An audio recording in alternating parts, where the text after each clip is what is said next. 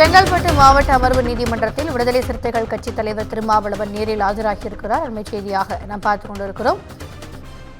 கடந்த 2011ஆம் ஆண்டு அம்பேத்கர் சிலைக்கு மாலை அணிவிக்க வந்தபோது நிலத்தை சேதப்படுத்தியதாக எழுந்த புகாரின் அடிப்படையில் திருமாவளவன் மற்றும் விடுதலை செழியன் உட்பட 14 பேர் மீது வழக்கு பதிவு செய்யப்பட்டிருந்தது. இந்த வழக்கில் தற்போது நீதிமன்றத்தில் நேரில் ஆஜராகியிருக்கிறார் விசிக தலைவர் திருமாவளவன். கூடுதல் விவரங்களை எமது செய்தியாளர் சக்திவேல் வழங்க கேட்கலாம்.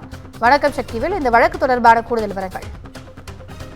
நிச்சயமாக வணக்கம் திவ்யா. செங்கல்பட்டு மாவட்டம் மாமல்லபுரம் அருகே காரணை என்ற கிராமத்தில் அம்பேத்கர் சிலையை மற்றும் அம்பேத்கர் சிலைக்கு மாலை அணிவிப்பதற்காக விடுதலை சிறுத்தைகள் கட்சியின் தலைவர் திருமாவளவன் மற்றும் மாநில, மாவட்ட, ஒன்றிய, நகர, பேரூர் கிளை சேர்ந்த விசிக முக்கிய நிர்வாகிகள் உட்பட 100க்கும் மேற்பட்டோர் விளை நிலத்தில் இறங்கி அங்கு உள்ள தக்கப்பூண்டு தாளை கதைகளை மிதித்து சேதைப்படுத்தியதாக கூறப்படுகிறது. இந்த சம்பவம் குறித்து கடந்த 11/10/2011ஆம் ஆண்டு அதே பகுதியைச் சேர்ந்த தீபன் சக்கரவர்த்தி என்பவர் விடுதலை சிறுத்தைகள் கட்சியின் தலைவர் விடுதலை செழியன் உள்ளிட்ட 14 பேர் மீது வழக்கு தொடர்ந்திருந்தார். இந்த வழக்கு செங்கல்பட்டு மாவட்டம் முதன்மை அமர்வு நீதிமன்றத்தில் தொடர்ந்து நடைபெற்று வருகிறது.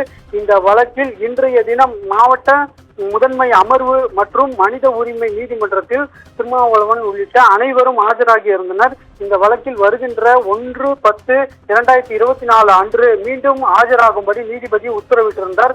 மேலும் இந்த நீதிமன்றத்தில் அவர் நேரடியாக ஆஜரானதால் எந்தவித அசம்பாவிதங்களும் நடைபெறாமல் இருப்பதற்காக 100க்கும் மேற்பட்ட காவல்துறையினரும் அங்கு பாதுகாப்பு பணியில் ஈடுபட்டு வருகின்றனர். கூடுதல் விவரங்களுக்கு நன்றி சக்திவேல்.